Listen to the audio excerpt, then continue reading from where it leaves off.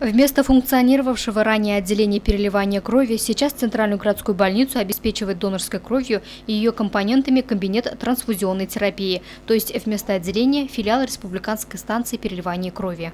До 2013 года в городе Сибай у нас существовало отделение переливания крови. Его открыл и возглавлял у нас Ирмухамед Мурзагалиевич Хибатуллин. Это был бессменный работник, который организовал работу этого отделения и обеспечивал препаратами крови всю больницу. Но применением нового закона, федерального закона и порядков заготовки препаратов крови, компонентов крови, отделение наше было закрыто. Теперь стать донором в Сибае невозможно. Желающие сдать кровь и тем самым помочь спасти чью-то жизнь смогут сделать это только в Уфе или Белорецке.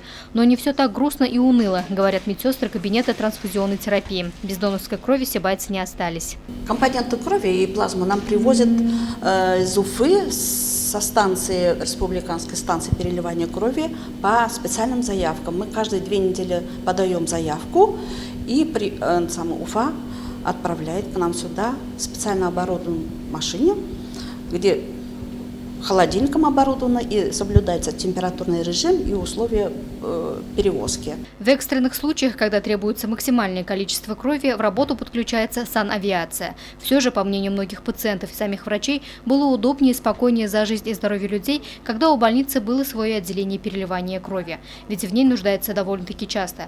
По статистике, только в 2014 году произвелось более 200 переливаний порядка 70 пациентам. В этом году донорскую кровь перелили 17 людям.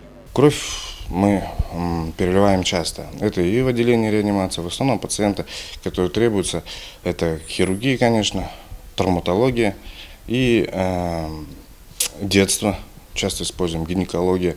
У нас акушерство гинекологии тоже бывают случаи, когда нам приходится использовать кровь и его компонентов. В преддверии этого Дня донора хотела бы сказать большое спасибо нашим донорам города, которые помогали нашим больным, когда сдавали кровь. Больше всего пациенты Центральной городской больницы нуждаются в крови первой и второй группы. Теперь при переливании используется только та группа, которая определена у человека. Луиза Мустафина, Рустам Имангулов, Любовь Карпова, телекомпания СТВ.